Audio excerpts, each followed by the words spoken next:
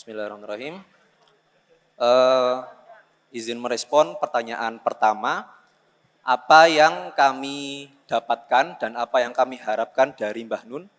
Sebelumnya kami disclaimer dulu ya. Mungkin kalau pertanyaan ini diajukan kepada 100 jamaah ma'iyah yang berbeda, bisa jadi kita mendapatkan 100 jawaban yang berbeda. Karena jawabannya bisa jadi sangat personal. Maka kami mencoba menjawab dengan jawaban yang lebih umum. Yang pertama, apa yang kami dapatkan dari Mbah Nun? Jawaban kami adalah, yang kami dapatkan adalah cara berpikir dan pandangan hidup. Itu yang pertama.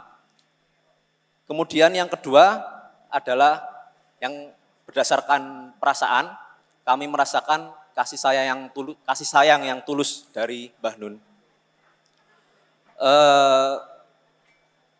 Yang pertama tadi, untuk cara berpikir tersebut, kami belajar bersama Mbah Nun untuk berpikir dengan lepas, untuk berpikir menggunakan sudut pandang yang sangat luas, sehingga kami bisa menemukan jawaban-jawaban dari persoalan dengan lebih lengkap. Kemudian, apa yang kami harapkan dari Mbah Nun? Kami berharap Mbah Nun bisa selalu sehat, dan kami berharap Mbah Nun bisa menemani jamaah ma'iyah untuk membawa perubahan di lingkungan sekitar kami.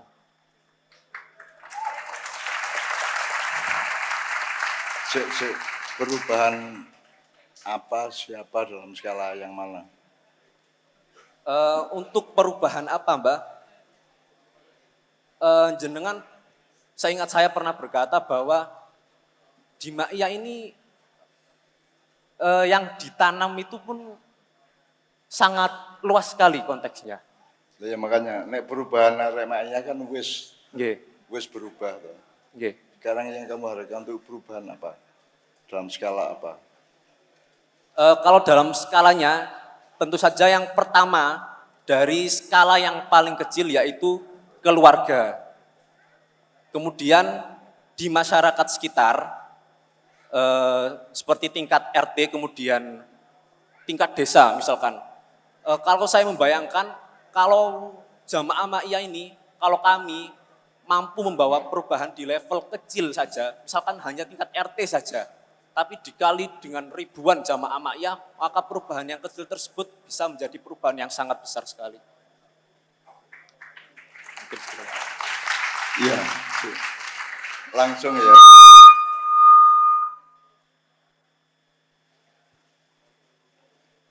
Iki mang suarane trompete malaikat Israfil ya apa ya.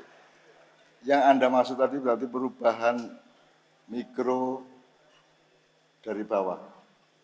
Meskipun skalanya luas tapi mikro. Terus bagaimana dengan perubahan dari atas? Mungkin kalau perubahan dari atas nanti akan sedikit disinggung di jawaban yang Indonesia nanti, Mbak. Akan sedikit disinggung di jawaban yang harapan ketiga, Indonesia tadi. Oke, silakan lanjut. Atau mungkin Mbak siapa? Mbak Awanda atau Mas Rian? Lanjut. Bisa menambahkan apa yang Anda harapkan dari Indonesia ke depan? Pertanyaan yang didapat dari Kiai Kanjeng. Oke, Kanjeng dulu. Oke, silakan. Oke, monggo. Pemenang hati, magis, kekayaan musik. Musiknya niku saged bermacam-macam. Jadi kita sebagai jamaah bisa jadi satu dengan pemusik-pemusik yang melantunkan. Harapan ke Mbah Nun, ke Kiai Kanjeng, ke Ma'iyah. Yang ke Kiai Kanjeng dulu, jadi harapannya apa? Sudah, belum kan? Iya. Ya, baru yang diperoleh tadi kan, musik yang bermacam-macam, jenisnya dan lain sebagainya tadi. Oke, untuk harapan dari Kiai Kanjeng, dari kami Harapan tadi diskusi. kepada, bukan dari. Oke, Nah, maaf. Kepada Kiai Kanjeng niku dari diskusi kami itu semoga Kiai Kanjeng bisa berlanjut dan diteruskan kepada generasi-generasi selanjutnya dengan apa kekayaan musik yang tidak berkurang dari Kiai Kanjeng saat ini gitu. Mungkin itu, Mas. harapannya adalah Kiai Kanjeng dapat lestari atau dapat dilanjutkan oleh generasi-generasi berikutnya ya. Terus. Kira-kira Anda membayangkan bagaimana itu bisa tercapai misalnya? Kalau bagaimana bisa tercapai, mungkin sedikit pandangan dari saya bisa seperti apa ya? Ada latihan buat teman-teman Pak ya untuk belajar gitu. Ada yang belajar gamelan, belajar apa? Gitar, bass atau alat musik yang lainnya gitu. Tolong dibedakan yang Anda minta untuk diteruskan oleh Kiai Kanjeng atau diteruskan oleh generasi muda dari Kiai Kanjeng itu output musiknya atau prinsip-prinsip penggarapan musiknya. Soalnya nek sing kaya Kiai Kanjeng wis akeh. Lemut Samudra iso. Di Malang Banyak itu grup di ratusan. Malang banyak sekali. Di Banjarnegara ada, di mana di banyak tempat ada. Tapi yang mungkin tidak dipahami adalah prinsipnya. Ya apa sih iki? Prinsipnya ya apa Kiai Kanjeng iki? Utamanya yang saya dapat prinsip dari Kiai Kanjeng itu lebih ke toleransi. Jadi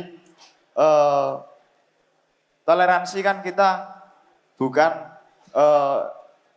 contoh dalam agama, ini agamamu, ini agamaku. Tapi semoga meskipun kita berbeda agama, semoga kita satu tujuan. Nah, menurut saya itu prinsip dari Kiai Kanjeng. Meskipun berbeda aliran musik, apa dari bisa jazz, bisa hadroan atau yang lainnya, tapi ya tetap esensi dari makna yang dinyanyikan atau lagunya, narasinya itu nggak berkurang sedikit pun, gitu Mbak.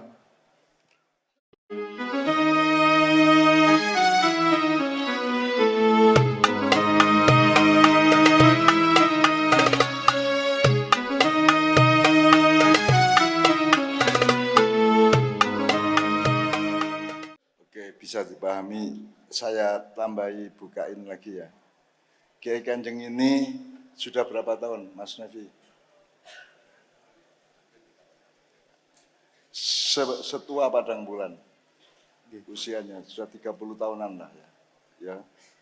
Saiki awakmu riset browsing kelompok musik mana di seluruh dunia yang bertahan 30 tahun dan tetap rukun, tetap bersaudara, tetap kreatif, tetap seger tiap malam pindah-pindah kota. Coba supaya kamu itu ngene nek kon karo gede nek karo cilik ya Kak. Kon karo legi nek karo pahit. Untuk mengerti manis kan Anda harus merasakan rasa-rasa yang lain. Kiai Kanjeng itu baru terasa keistimewaannya kalau Anda membandingkan dengan kemungkinan yang lain atau fakta yang lain. Kiai Kanjeng ini seger terus 30 tahun terus. Apa itu rahasianya? Seduluran dan seduluran tenanan ini. Mereka bersaudara secara sungguh-sungguh di antara mereka.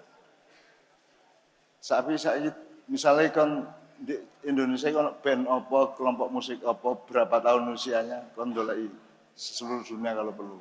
Terus nek Kiai Kanjeng kok iso sampai 30 tahun itu ya apa? Bahkan andaikan Allah mengizinkan hidup lebih lama, insya Allah dengan prinsip yang dijalankan Kiai Kanjeng masih 50 tahun ya wani. Upamane Gusti Allah ngidinke urip luwih lawas itu ya. Tapi ya apa wis tuwek-tuwek. Tapi mereka masih tidak kalah sama sekali dengan energi dan semangat yang muda-muda. Ya. Mbak Nia 25 tahun selawatan bersama Kiai Kanjeng ya Mbak Nia ya. Nanti ada ya. Belakang. Lapo. Saya tanya, Mbak Nia selawatan keliling dunia sampai pentas dengan Mufti Al Azhar ya, di televisi Nil TV di Kairo, sampai ke Italia, sampai ke Inggris, sampai Skotlandia, Finlandia dan lain sebagainya. Dolek ono arek sing selawatan terus keliling sampai 20 tahun. Dolek ono. Sopo liyane, termasuk di Mesir, di dolek ono nek ono. Ya. Saya bukan pamer, tapi kita harus menyadari ya nek semongko ya saono iku rek, gak padha karo sawu lak ngono. Nek kon semongko merasa sawu, terus nek semongko mengatakan dirinya semongko dianggap sombong, terus gak iso ono fakta hidup kan gitu kan. Jadi kita harus tahu bahwa kita ini besar atau kecil sesuai dengan konteksnya masing-masing. Ngono kira-kira rek ya. Jadi yang pendiri Kiai Kanjeng, yang pendirinya itu Pak Nevi Budianto, tepuk tangan. Pak Nevi. Dengan Pak Joko Kamto. Terus yang resmi mendirikan itu Pak Totok Raharjo atau Kiai Tohar. Yang tidak ikut dalam permainan musik tapi ngurusi pengorganisasiannya dan seterusnya. Bahkan Pak Nevi ini bersama saya sama Pak Joko Kamto yang kemarin jadi pemain utama drama Melungsung itu Pak Joko Kamto yang sebelah kanan ya. Itu bersama saya bermain musik itu sudah lebih dari 30 tahun. Karena sejak tahun 1976, ya, 1976. Dulu grupnya Dinasti, Karawitan Dinasti, kemudian jadi Pak Kanjeng, kemudian jadi Kiai Kanjeng. Dan itu sudah keliling kemana-mana. Sebelum Kiai Kanjeng sudah keliling juga kemana-mana gitu ya. Iki duduk takabur, iki duduk riak, duduk ujub ya. Iki, ya nek umurmu 50 ya ngomong 50, gak terus, wah sombong ngaku 50 ya gak ngono. 50 ya 50 gitu loh. Ngerti ya? Oke, berikutnya Mas Helmi. Kemudian pertanyaannya kedua, tentang apa harapan Anda ke depan pada Indonesia? Silakan salah satu. Oh yang Mak Yah belum ya? Ya, yang Mak Yah dulu. Tadi Mbak Nun sudah, Kiai Kanjeng sudah, sekarang yang harapan kepada Mak Yah. Apa yang sudah diperoleh dari Mak Yah dan harapannya kepada Mak Yah?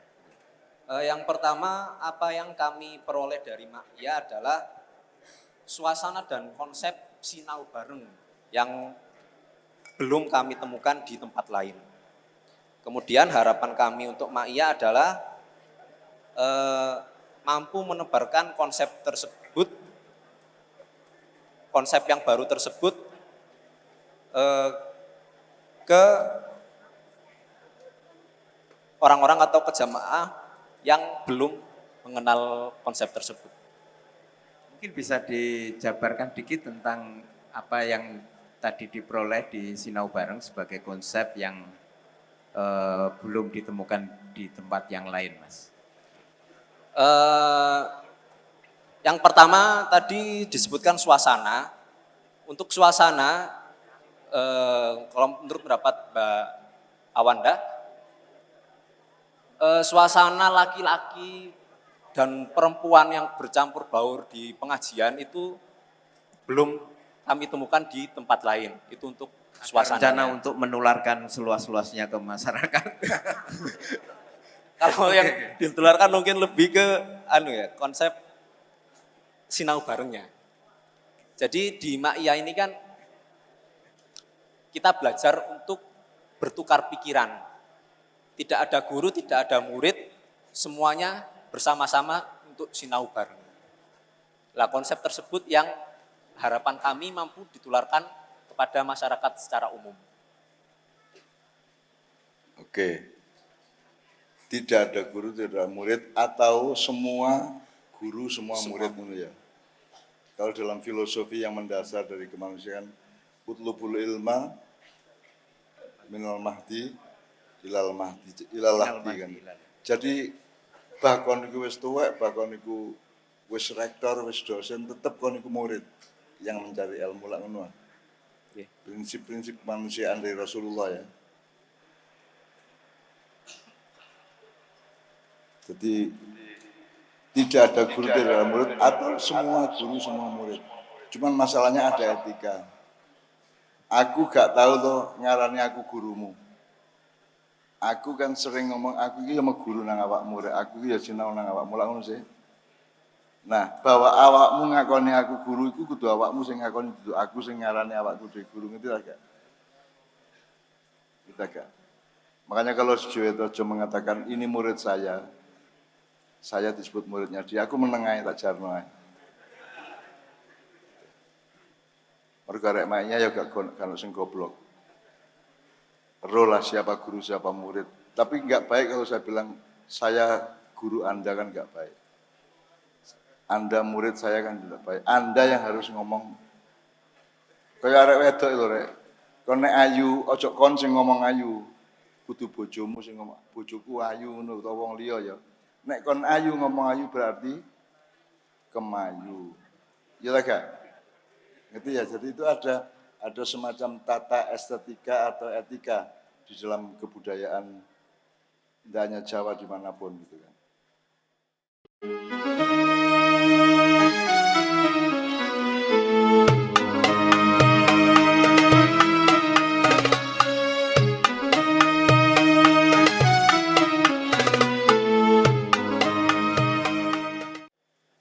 Bahkan ketika Rasulullah menyebut Sayyidina Ali bin Abi Thalib babul ilmi atau pintu ilmu, ya, Sayyidina Ali itu oleh Rasulullah disebut pintunya ilmu pengetahuan. Terus Sayyidina Ali menyambut dengan kalian semua mau kemana memasuki pintu itu kalau kalian tidak masuk ke dalam kota raya ilmu pengetahuan. Dan yang dia sebut kota ilmu pengetahuan itu adalah Rasulullah. Jadi itu saling berempati, saling menghormati satu sama lain. Menurut ya, hal-hal seperti itu tidak ada dalam pengajaran Dignas, tidak ada. Bahkan dalam pembelajaran universal umum sedunia tidak ada juga. Tidak diurus yang gitu-gitu itu. Gitu loh. Di maknya itu kita teliti sampai detail, sampai murotal, sampai tartil, gitu-gitu itu. Menurut ya, ngerti ya Rek ya? Oke, silakan berikutnya. Ya, berarti kemudian apa yang diharapkan kepada Ma'iyah tadi? Ya. Oke. Belum kan ya? Ya. Dereng. Oke. Yang gini, jadi pada Indonesia nggih. Harapan yang untuk Ma'iyah atau kepada Ma'iyah tadi sudah belum? Sampun. Oke. Nggih. Oke, yang terakhir Oke, ya udah. yang kami dapat dan kami harapkan dari Indonesia. Siap. Kan gini, Indonesia itu kan adalah, kalau kita katakan Indonesia berarti itu adalah sebuah wilayah yang memiliki batas teritorial tertentu. Jadi kalau Indonesia berarti kita ngajunya pada latar tempat, di mana kalau yang kami dapat dari Indonesia, kami bersyukur kami ada di Indonesia, karena dengan di Indonesia kita bisa bertemu dengan Mbah Nun, kita bisa bertemu dengan Kiai Kanjeng, dan kita bisa bermaiyah. Seperti itu. Untuk harapan kami yaitu semoga ngerti yang ngono ben aku lahir di Amerika ya Rek.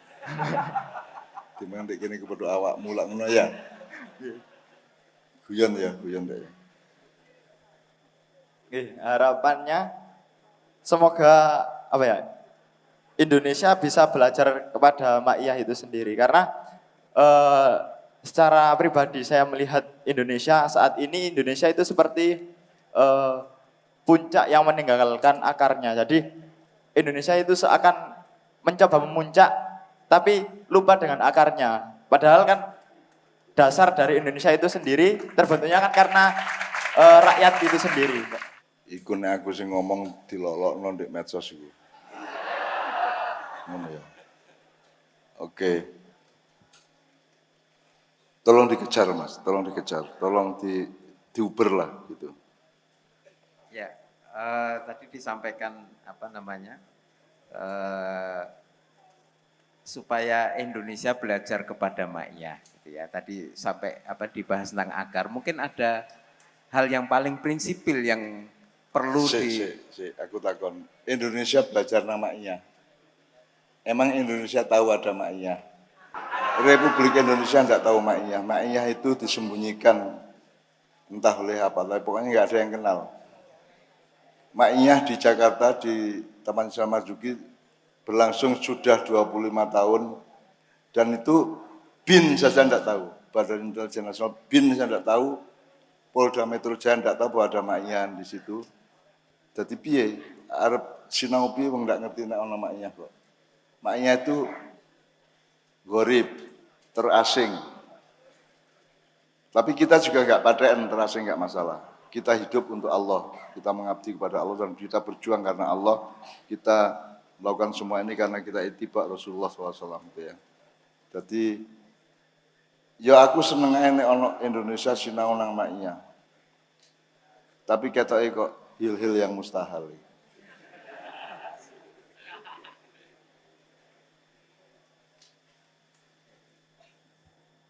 Oke, yang soal akar tadi Mas, saya melanjutkan Mas Helmi tadi, yang soal akar yang dia tinggalkan itu terkait tentang apa tuh? Contoh konkretnya apa misalnya? Sehingga Anda punya saran sebaiknya Indonesia belajar kepada Ma'ian. Oke, yang pertama contoh konkretnya mungkin kalau kita lihat dari teman-teman sendiri kan gini, yang diajarkan di Maya itu kita nggak nyari badi, nggak nyari keuntungan, tapi kita yang penting itu melaku aja gitu kan. Dan tapi Indonesia sekarang kan sepertinya hanya mencari keuntungan saja. Nah itu kan bertolak belakang dari prinsip yang diajarkan di Ma'iyah. Mungkin yang pertama seperti itu cuma. Jadi isone golek badi yang ngono ta. Nggih. Ya, nek badi ini moh ngono ya. Dan itu berkebalikan dengan nilai-nilai akar yang ditanamkan di Ma'iyah. Nggih. Menurut Anda begitu? Nggih. Monggo Mas Helmi, mungkin ada yang ditambahkan. Ya Mas Saiful, bicara tentang akar ya, saya kira salah satu yang konkret itu akar di masyarakat itu misalnya tradisi-tradisi yang baik. Ya apakah itu misalnya di desa itu ada yang namanya ruatan itu. Dan fenomena yang menarik adalah sudah cukup banyak sekali Mbah Nun dan Kiai Kanjeng itu diminta untuk membersamai, nyungkupi dan memberikan pemanaan yang sangat banyak kepada desa-desa termasuk kabupaten di berbagai daerah termasuk yang belakangan itu di Sidoarjo, di Mojokerto, di Pemalang.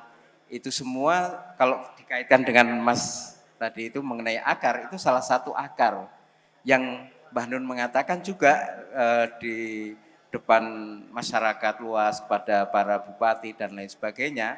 Ini sesuatu yang Indonesia itu tidak punya ruatan. Jadi menurut saya salah satu contoh yang konkret yang kalau bicara tentang akar dan Indonesia harus belajar, Mbah Nun dan Kiai Kanjeng sudah mengantarkan grassroots atau masyarakat itu kepada akar itu. Tapi entah kalau pemerintah pusatnya kan. Itu salah satu contoh. Grassroots itu berarti kan masyarakat lokal.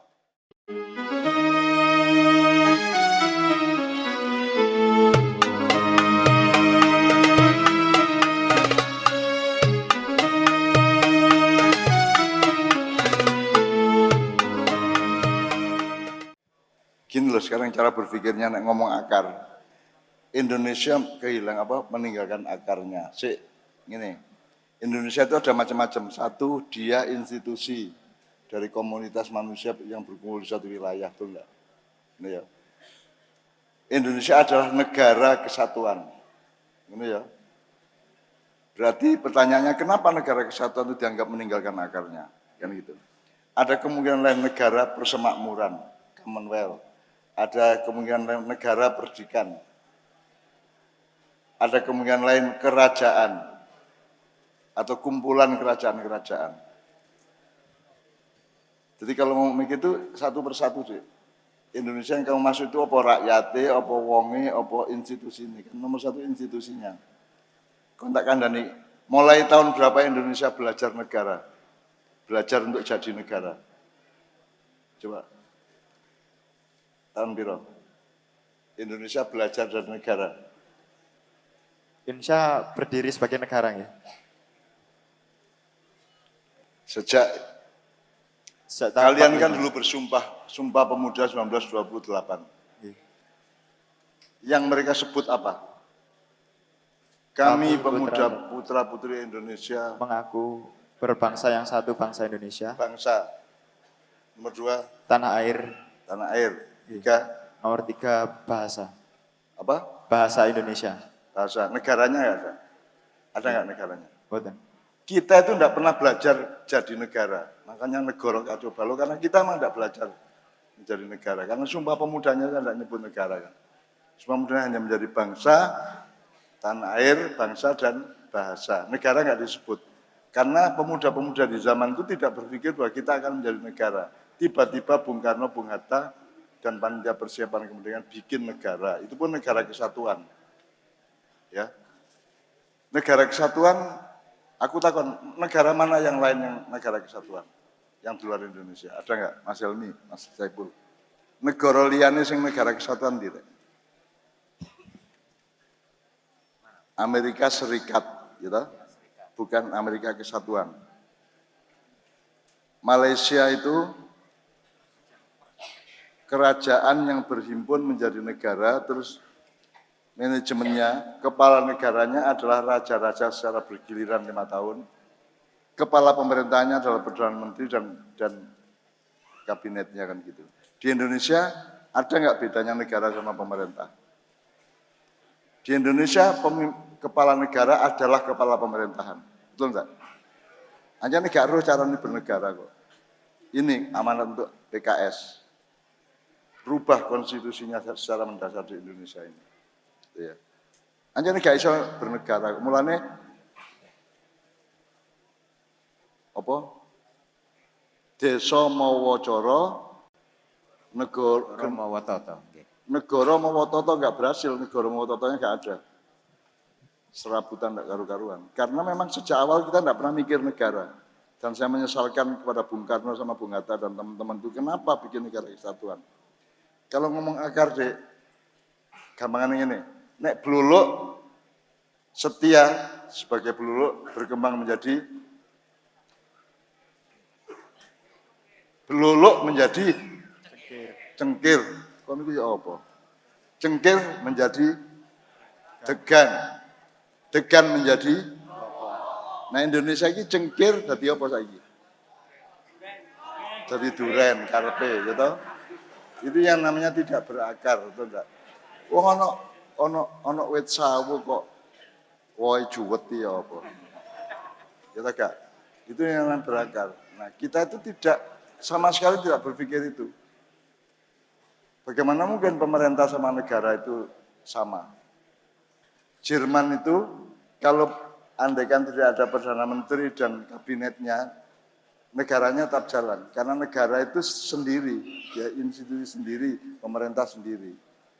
Misalnya di UUD 45 kan ada orang miskin dan anak yatim menjadi tanggungan negara, bukan pemerintah. Tapi dilaksanakan oleh pemerintah sebagian. Karena pemerintah merasa dia adalah negara. Benar agak itu. Parpol-parpol kalau tidak bisa mendandani itu secara mendasar. Meni-meni kan gak payu. Nah maknya kira-kira bisa tak gak mendandani kemana? Bisa tak gak? Wong maknya itu dokter yang pasiennya tidak kenal. Dan tidak pernah berobat ke maknya juga kok. Gitu kan. Ini ya. Jadi akar itu apa? Akar institusionalnya, bentuk kenegaraannya. Kita kan anti serikat. Angger ngomong Indonesia serikat dinsoni itu, dibully itu. Koyok ruru wae, koyok wis tau ngalami ya. Wong saene kesatuan ASN itu pegawai negeri dulu ya. Itu bukan pegawai pemerintah, itu pegawai aparat sipil negara, bukan aparat sipil pemerintah.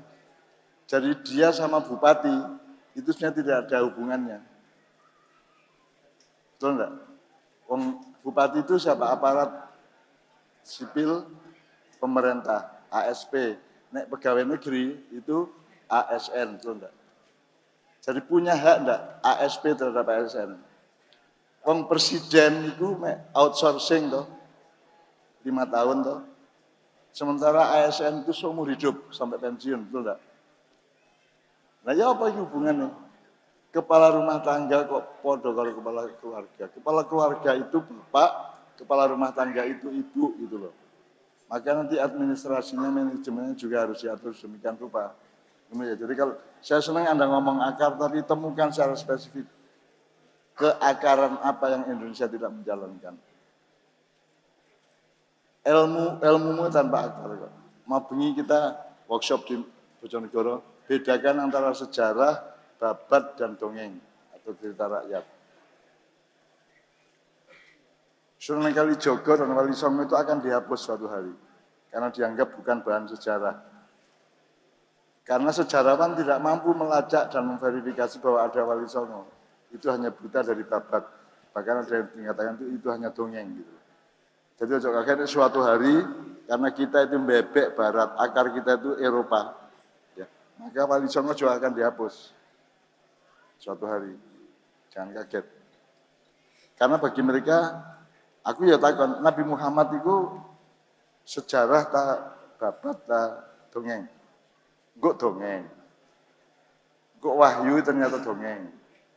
Quran ternyata dongeng. Wong gak ono videone ngono malaikat Jibril mudhun di Gua Hira terus Iqra gak ono videone gak ono fakta sejarah kok.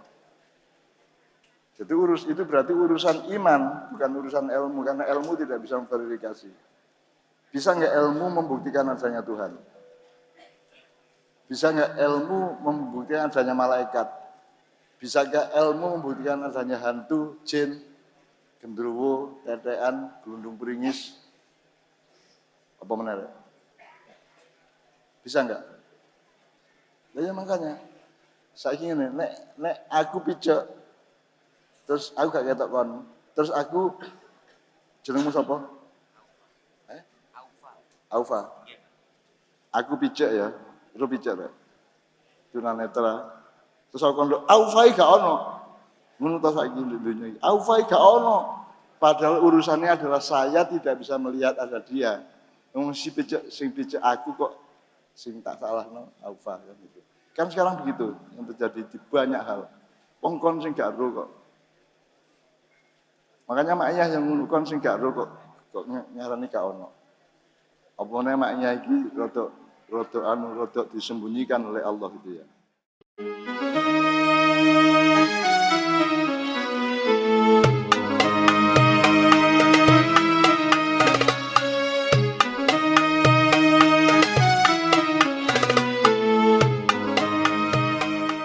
Teman sekalian sangat luas dan sangat complicated untuk memperbaiki negara ini. Kalau pakai cara berpikir maknya, tapi ada jalannya. Mayyatakillah terus ya ja'alahu makhrajan. Percaya ya. Wa mayyatawakkal 'ala Allah mayyatakillah ya ja'alahu makhrajan wa yarzuqhu min haitsu la yahtasib. Wa mayyatawakkal 'ala Allah wa hasbuh innallaha balighu amrihi qad ja'alallahu likulli syai'in qadra. Yakini itu. Karena bukan soal ilmu, soal keyakinan, soal iman, ya. Jadi aku misalnya maknya gak punya peran apa di Indonesia, gak apa-apa ngancane pijak kono kok, gitu kan. Gak apa-apa, aku gak masalah, gak padaan aku. Jadi nek maknya dadi parpol kayak PKS, PKB gelem tak kan? Gelem tak kan? Kira-kira nek maknya dadi parpol, kira-kira gedenti karo PKB. Nek karo PDIP anjane Bu Megane godene sakono aku kalah.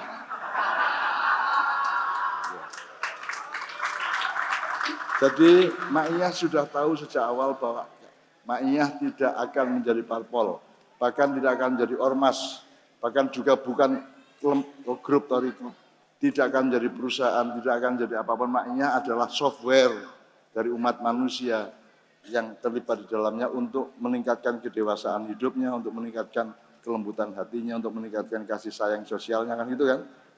Tapi kita tidak akan menjadi institusi atau organisasi, kita adalah organisme, jelas ya. Kamu mesti bedanya organisasi dan organisme ya, kan gitu. Ngono ya, ya. Mantep rek. Jadi nek gak dadi apa-apa ya apa, Bang? Kau apa toh? Wah, aku gak dadi apa-apa sama saiki. Aku sampai saiki mek dadi bojone Novia kalau jengking tok. Gak dadi apa-apa lian.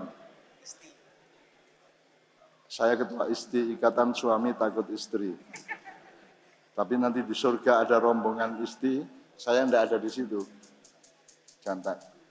Ada rombongan Ikatan Suami Takut Istri mlebu swarga, tapi aku gak ndek kono. Terus wartawan nyebut, Cak Nun kok ndak ada di rombongan ISTI? Ojo macam-macam kon sing aku gak mlebu mergo sing larang ya bojoku, aja sampai aku mlebu rombongan Ikatan Suami Takut Istri. Ngono rek. Ini ya. Ngerti ya, rek? Arek Maya masuk ngerti ngono iku. Oke. Oke, berikutnya, Mas. Oke, selanjutnya kita geser ke kelompok kedua. Pertanyaannya sama, silakan. Tapi sebelum itu silakan memperkenalkan diri dulu dari ketiga orang ini. Mas Saiful, kalau bisa apa yang sudah diungkap oleh kelompok sebelumnya jangan diungkap lagi. Harus kreatif mencari perspektif yang lain. Oke, silakan kelompok dua. Assalamualaikum warahmatullahi wabarakatuh. Saya kelompok dari Makyah 3 tahunan. Nama saya Aufa dari Mojokerto. Perkenalkan, nama saya Aam dari Jombang. Perkenalkan, saya Hadi dari Surabaya. Untuk pertanyaan pertama, apa yang kamu dapatkan dari Mbah Nun, Kiai Kanjeng, dan Makyah? Ini kalau pendapat pribadi saya, yang pertama belajar istiqomah, lalu ikhlas, qanaah, dan belajar hanya menggantungkan diri kepada Allah Subhanahu wa taala. Saya Mas, situ-situ. Oh gitu. Situ-situ. Mau kona'ah. Oh, roh wakaf dari siji ya. Oke, yang nomor satu dari Mbah Nun dulu. Terus berdua dilanjut Kiai Kanjeng dan ketiga Maya. Oke, nomor satu dulu dari apa yang Anda harapkan dari Mbah Nun. Silakan. Kalau yang saya dapatkan dari Mbah Nun itu, saya belajar istiqomah, ikhlas, qanaah, dan saya belajar menggantungkan segala sesuatu itu hanya kepada Allah. Bisa diceritakan itu seperti apa? Belajar kepada Mbah Nun untuk istiqomah, qanaah, dan lain sebagainya. Apakah itu sesuatu yang memang sulit kita dapatkan di masyarakat sehingga kita belajar di Makyah itu sesuatu nilai-nilai seperti tadi itu yang memang mungkin bukan kecenderungan umum, sehingga ini merupakan pelajaran yang khas di Makyah. Barangkali bisa diceritakan. Kalau pengalaman saya yang paling sulit konsisten memang istiqomah, apalagi ini sudah menginjak umur 29 tahun. Saya tepuk tangan dulu untuk Padang Bulan. Saya saja nggak bisa membayangkan, Pak. Saya punya keluarga, punya anak, menyerahkan hidup saya untuk orang, mengaji, ngayomi. Saya nggak bisa bayangkan. Itu dari tahun 92. Itu yang pertama, istiqomahnya sih itu. Hingga Jadi saat istiqomah berjalannya Padang Bulan sejak tahun 92 ini juga menginspirasi Anda tentang istiqomah itu sendiri ya? Iya Pak, dalam kehidupan saya. Jadi sakit, pahit, manis, yang ada rasa adalah hanya tadi itu istiqomah. Enggak ada pahit, enggak ada asin, enggak ada pahit, enggak ada legi. Kira-kira kalau di kampung Anda bikin seperti Padang Bulan yang kira-kira sampai 30 tahun lebih, bisa enggak? Kalau saya meyakini mungkin ini fadl atau keutamaan Allah yang diberikan kepada Mbah Nun. Yang mungkin kita bisa menerima, kita bisa niru, tapi tidak mungkin Pak ya. Ioninya atau fadl dari Allah itu wadah setiap orang berbeda-beda. Tapi kalau usahanya insya Allah bisa. Tapi fadlnya itu ya tergantung dari ikhlas kita, perjuangan kita, agar Allah membukakan seluas mangkok atau seluas ember atau seluas lautan. Mungkin itu. Mas Novel, tetap soal istiqomah ya. Kan artinya kan kita menyerap kesadaran tentang pentingnya nilai istiqomah. Nah, sekarang setelah kita dan khususnya Mas Novel sudah memperoleh nilai-nilai, oh tiba istiqomah itu ya penting, ya apik. Terus apa yang sudah Anda kerjakan sejauh ini yang menurut Anda itu pengejawantahan atau pengamalan dari nilai-nilai istiqomah yang Anda peroleh dari Maya? Kalau ini dalam kehidupan saya pribadi, Mbah Nun, istiqomah itu ketika saya pribadi hancur, lebur, di bawah, tertindih, darah, nangis. Harusnya kan kita kembali atau belok jalan. Tapi enggak sudah. Kalau kamu istiqomah ketika kamu hancur, kamu naik, kamu jalan. Wong niatmu jalan lurus di depanmu. Enggak perlu belok. Jadi ketika hancur lagi, bangun lagi, jalan lagi.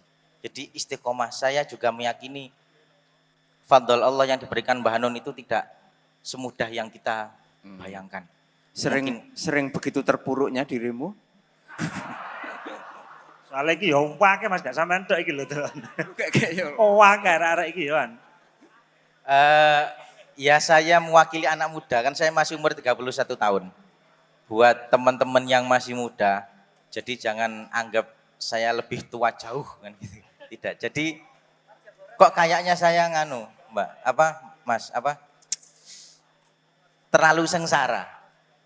Hingga sengsara itu saya nggak bisa membedakan antara sengsara dan enggak sengsara. Akhirnya saya merasa mati rasa.